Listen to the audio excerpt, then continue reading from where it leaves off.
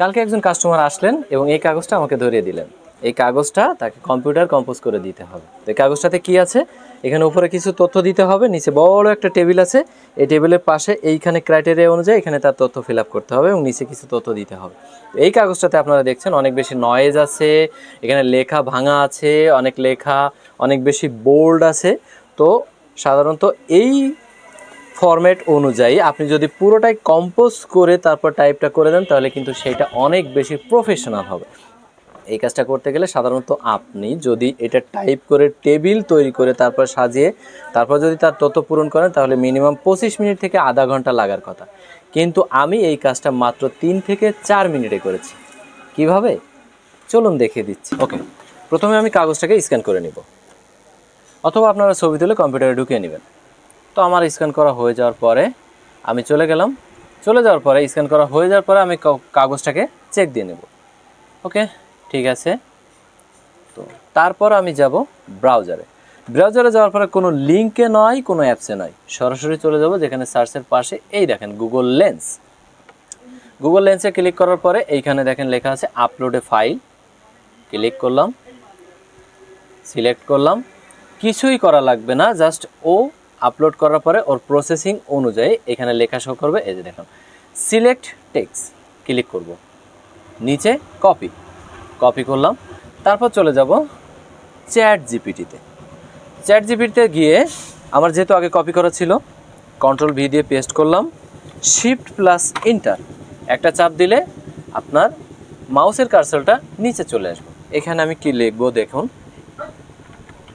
লেখা সুন্দর করে সাজিয়ে দাও, নম্বরিং গুলো টেবিল হবে, কোনো ফাঁকা থাকবে না, এন্টার। ও আমার লেখাটাকে সুন্দর করে সাজিয়ে দিবে।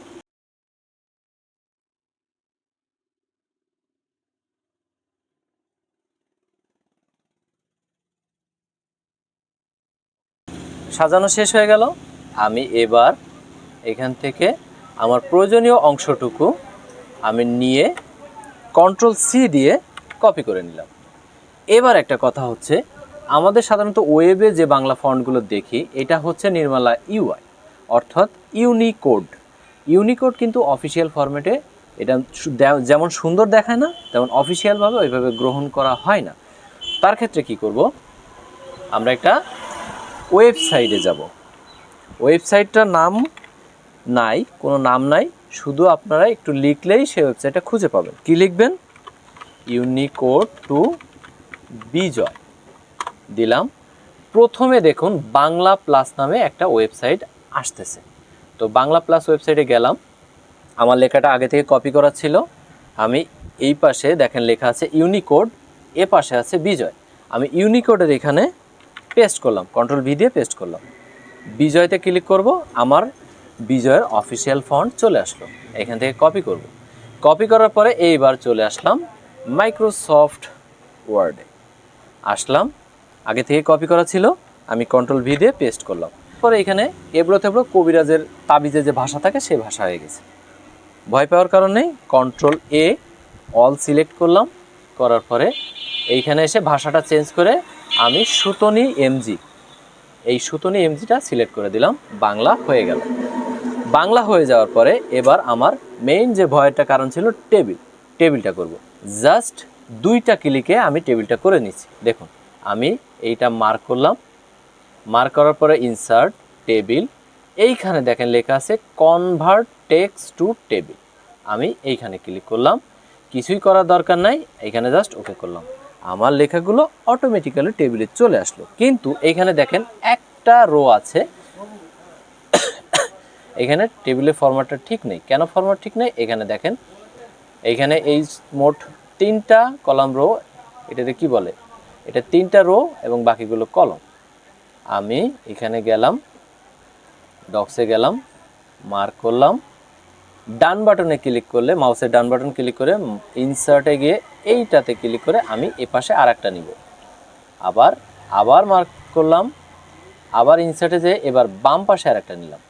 নেওয়ার পরে এটা আমি কমিয়ে দিলাম। এরপরে হচ্ছে আমার দেখেন কাঙ্ক্ষিত ফরম্যাট কিন্তু অটোমেটিক্যালি চলে আসছে।